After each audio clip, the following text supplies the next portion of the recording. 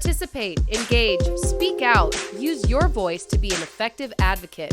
The Voices in Advocacy podcast examines the diverse landscape of advocacy, exploring the ins and outs of building influence, driving change, and creating champion advocates.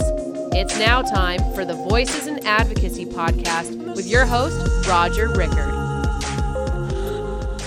Hello and welcome to the Voices in Advocacy podcast. I'm Roger Rickard, president and founder of Voices in Advocacy, where we work with organizations to inspire, educate, engage, and activate your supporters by turning them into effective, influential advocates.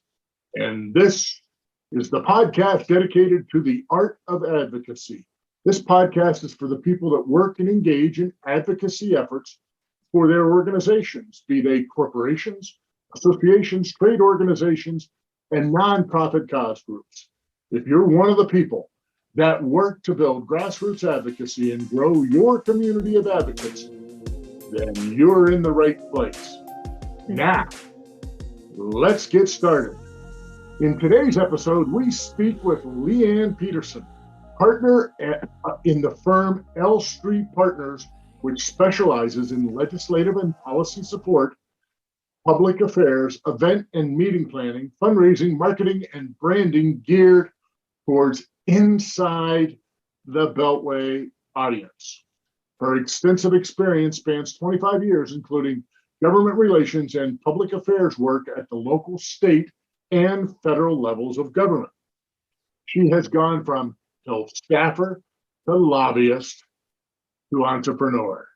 LeeAnn is passionate about women's empowerment and leadership in the policy arena.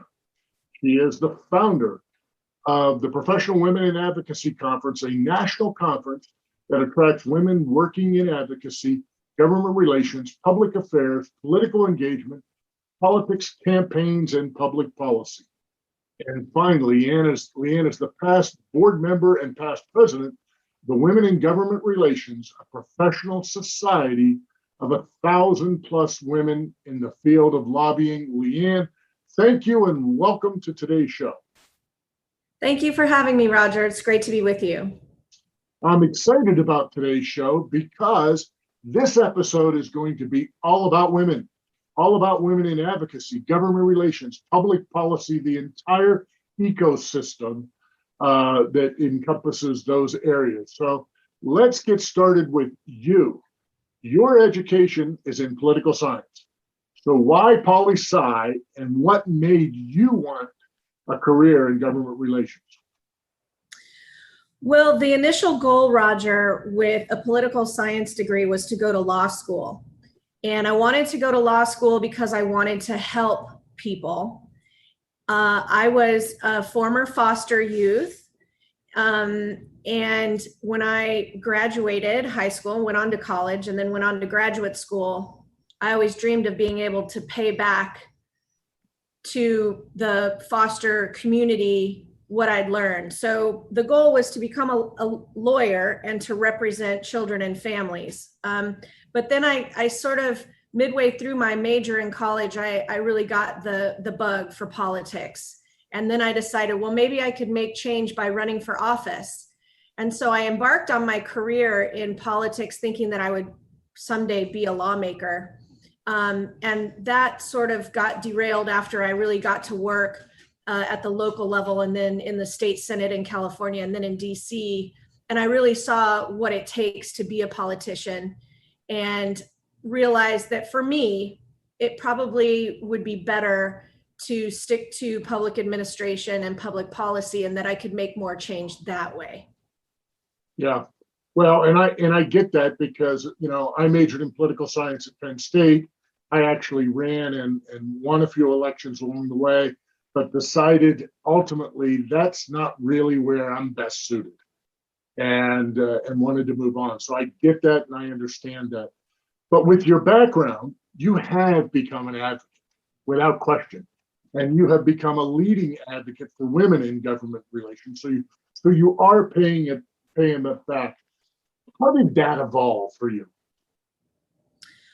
Well, I did what most people do when they come to Washington, and that is to work for a member of Congress and then go on to a lobbying firm. I also then went in-house for Volvo Group North America as their manager of government relations, where I was handling public policy in this area of transportation and energy and infrastructure. And the work was very dry. I mean, you know, public policy in those areas is not as entrepreneurial as I wanted. And so midway through my career in lobbying, doing transportation policy, I realized I needed something a little bit more entrepreneurial. And at that same point in time, I rose through the ranks of the leadership at Women in Government Relations and really found that my passion wasn't necessarily for public policy. It was for helping women in our field and empowering women and helping women realize their potential to get a seat at the public policy table. And so that's when I really started dedicating my life and my work and my job to women's empowerment. So I left lobbying altogether really about 15 years ago and started doing more entrepreneurial work, communications, marketing, PR, event planning, fundraising, and doing that work as my day job, and then promoting women and working as a volunteer to promote women's leadership in our field as a sort of a pastime or a hobby. So why do you even think it's necessary to do that? I mean, I know why.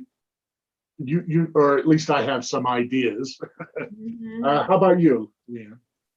Well, lobbying and government relations broadly, right, is still a very male-dominated industry. And I'm not pointing fingers at anyone for that. It just is what it is. Women face different opportunities and challenges in their careers. Leaving to have a family might be one of them, or to take care of an aging parent might be one of them. But women take breaks in their careers sometimes that don't allow them to climb the ladder as quickly as their male counterparts. And so what we're seeing in the government relations community is a lot of men who climb, and are at the top, and women who maybe take a break and then have to come back, and they're not afforded those same opportunities.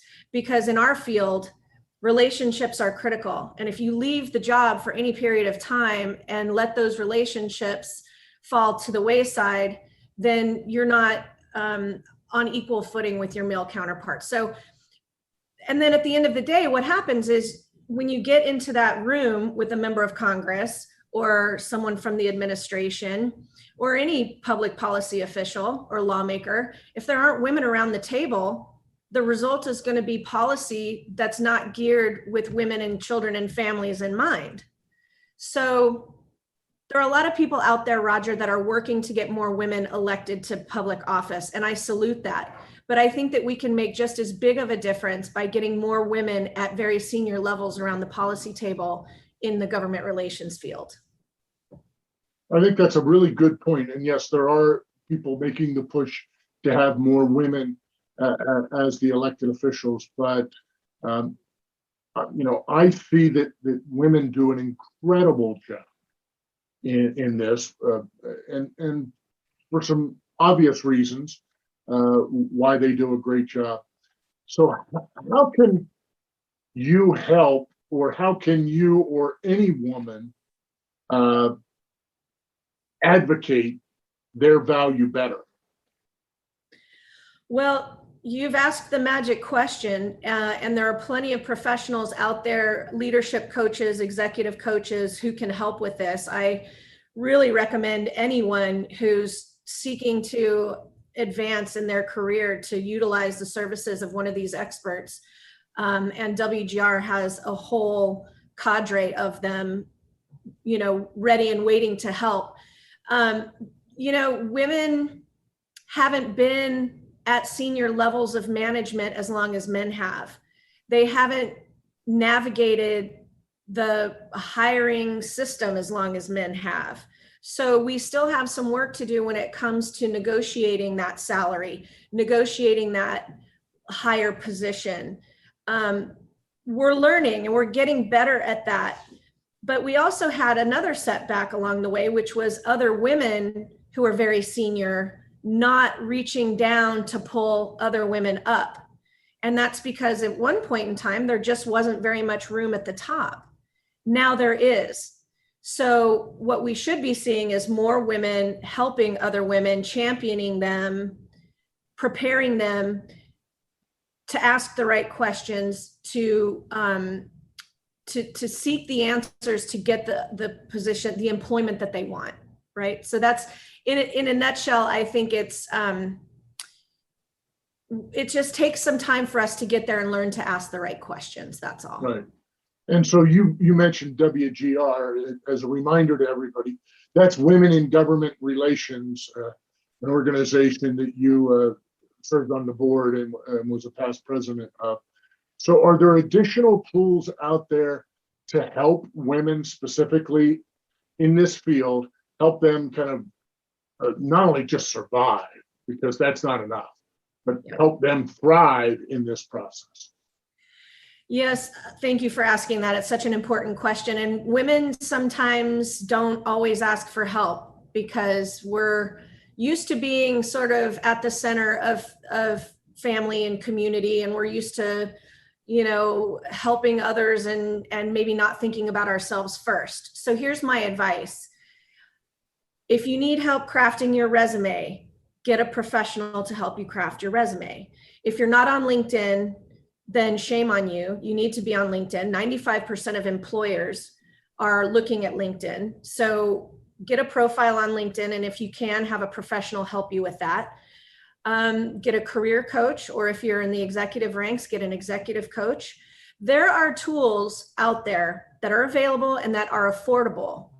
And if anyone needs a hand finding them or figuring out next steps, my door is always open. And of course, you can obviously join WGR and they have resources too, but my door is always open. But get the help that you need, focus on yourself, give yourself that time and those things that are going to help you excel. Yeah, and I absolutely agree with that. And I think a real honest self-assessment of not only where your strengths are, but where your weaknesses are, and then taking those weaknesses and saying, where are the answers that make me stronger in those weaker areas?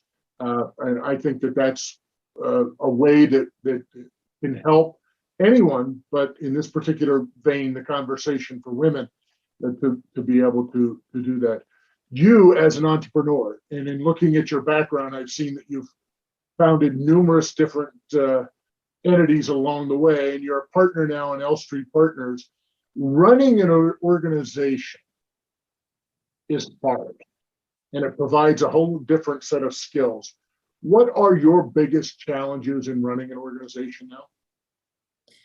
Well, the obvious challenge was COVID-19 this past year, because I'm sure many in the government relations community can agree with me that it was a tough year, that there was a lot of uncertainty in our field. There weren't as many contracts out there. Associations and nonprofits and corporations all were tightening their belts. They all had travel bans in place. I do work every 4 years at the national presidential conventions, both the Republican and the Democrat. Those were not canceled, but they were either virtual or extremely scaled back. So there weren't any contracts there.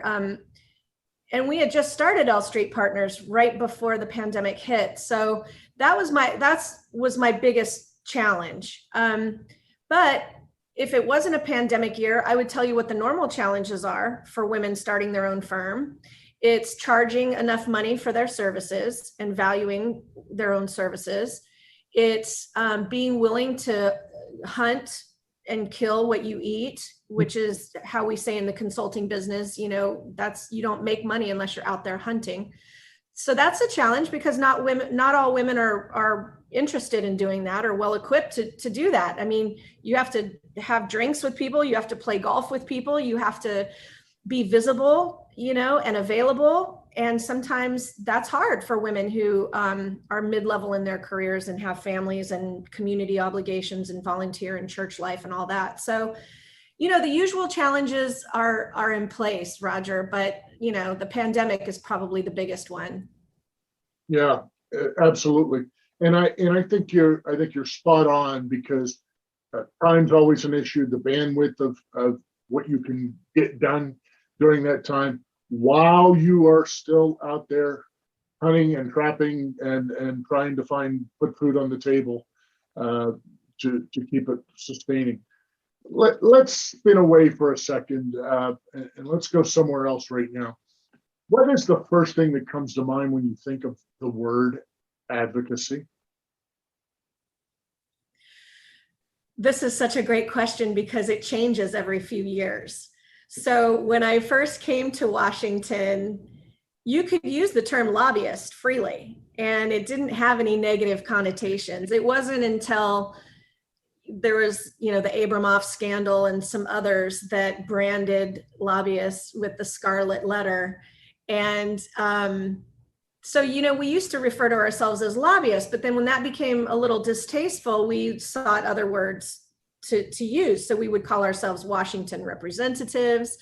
And then, the term advocates came up in our field, and people have used the term advocate for a long time, right? Like, it's used in legal circles, in courtrooms, to be an advocate for a client. But we just started using it in government relations circles, I think, a few years back, and you're seeing it now more prominently in GR circles, because not only is it a politer way of saying lobbyist, but it also encompasses so much more than just lobbying. So you've got your political engagement folks under there. You've got your communications personnel is now in public affairs. So much of lobbying now is communications and public affairs, that's now under the umbrella of advocacy. So when I think of the term advocacy, I think of the process by which you represent your issue, cause, or industry. And it sounds very simple, but that's really what it is. You're really close to the actual formal kind of dictionary definition of what advocacy is. And I think it's used because it also helps explain how you get stakeholder and member support. Not just what we would call the traditional lobbying levers that have been pulled, but also trying to engage more people so that constituents are heard, and so that citizens have a different voice. So again, just tugging at different threads here. In your opinion, how can organizations and their advocates, particularly as you talk about a public relations side of things here in communication, how can organizations and their advocates help move legislation when we know that it's an incredibly polarized and divided Congress and country? It's not just Congress that's divided. Well, again, Roger, you've asked, the $1 million question, but it's like I'll send an invoice. Yeah. I'll send an invoice for that question. Yes, good.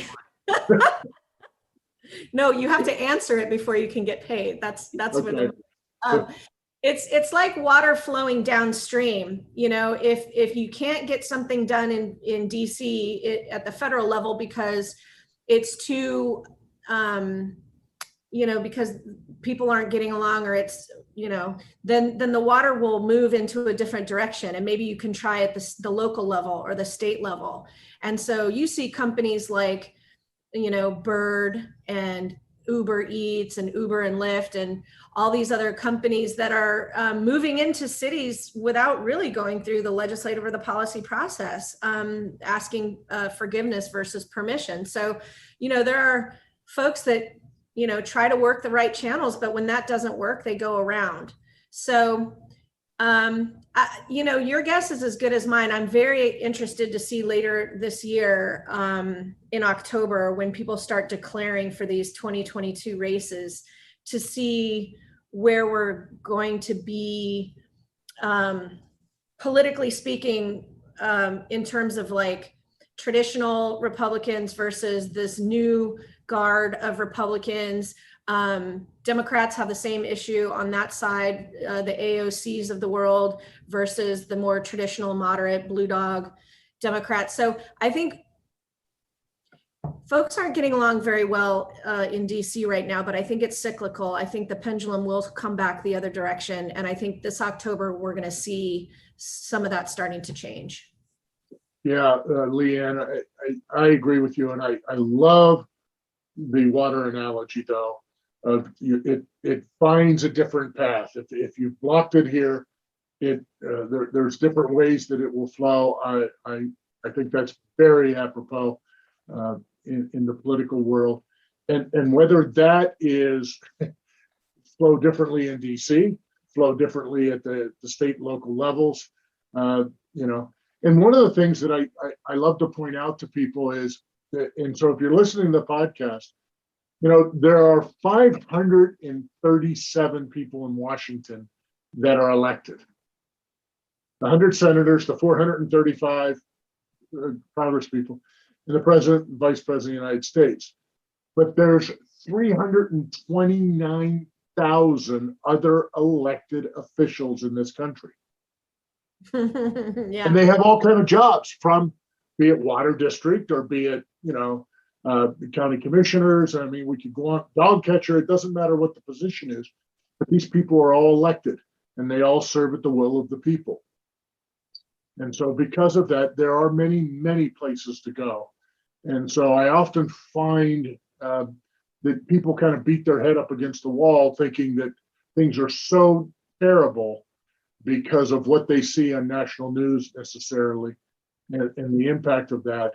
And the other thing that I don't think that they realize is that there are so many pieces of legislation that have full bipartisan support that never get heard by the public because that's not what sells in the media, and it's not of great interest to the average citizen because there are corrections along the way. So is there anything else that you would like to add in today's podcast? I know that you're very involved in the women's conference and with women in government relations. Anything you'd like to add? Sure, thank you. If it's okay with you, I'd love to plug the Excellence in Advocacy Awards, which takes place every year. It's sponsored by Women in Government Relations, and it takes place as part of the Professional Women in Advocacy Conference. The deadline for nominating someone is the 31st of May, but I believe there will be a 1-week extension. So I would encourage all of your listeners to nominate themselves or a colleague.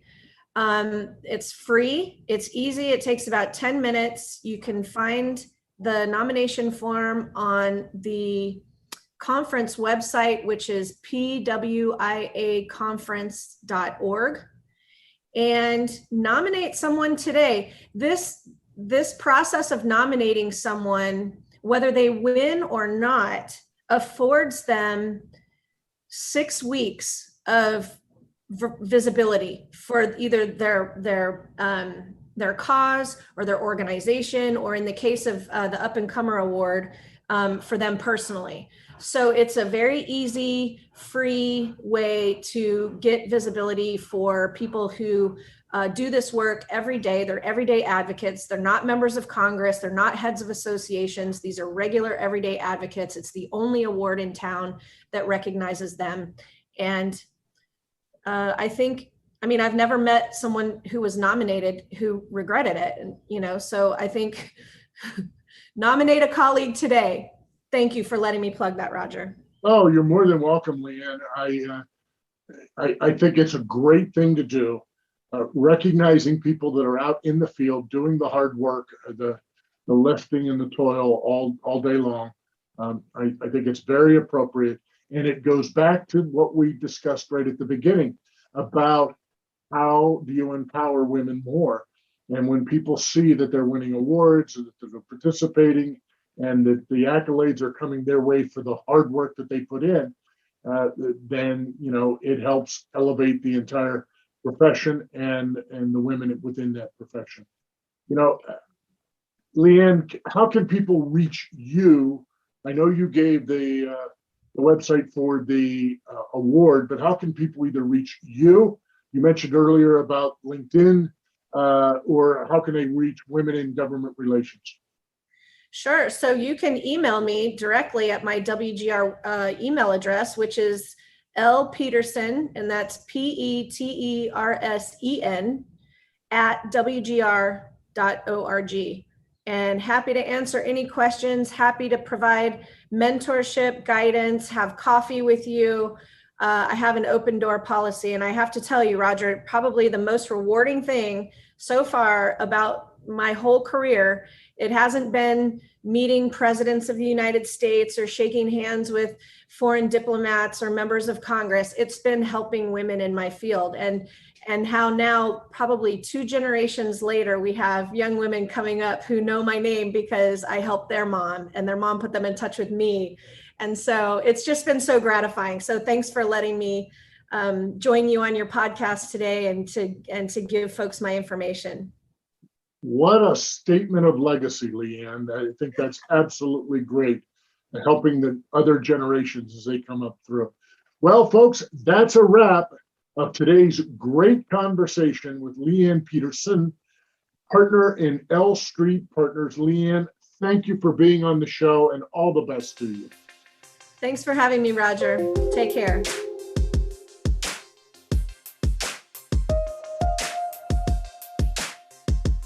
And now it's time for the Advocacy Engagement Tip. We always talk about having our advocates communicate with their elected officials. And to be effective in doing this, one has to learn a few guiding principles. Today's principle is to work at the local level. Messages that have a local slant are a priority of legislators since the local constituency is most important to their survival and success. Legislators like to know what is going on in their own backyard.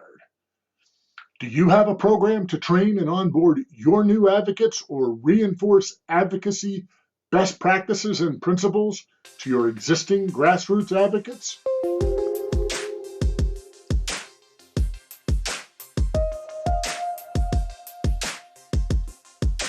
We are proud to have Rap Index as sponsor to the show. Let's face it, today's advocacy arena is just plain noisy. Organizations are stretched. You need every advantage to make sure your issue gets the attention it deserves and your voice heard. The Rap Index is the best way to do just that by finding your stakeholders' relationships and engagement power. Get past the noise. Know who your people know. Go to rapindex.com. That's RAP index.com and tell them Roger sent you for a special offer.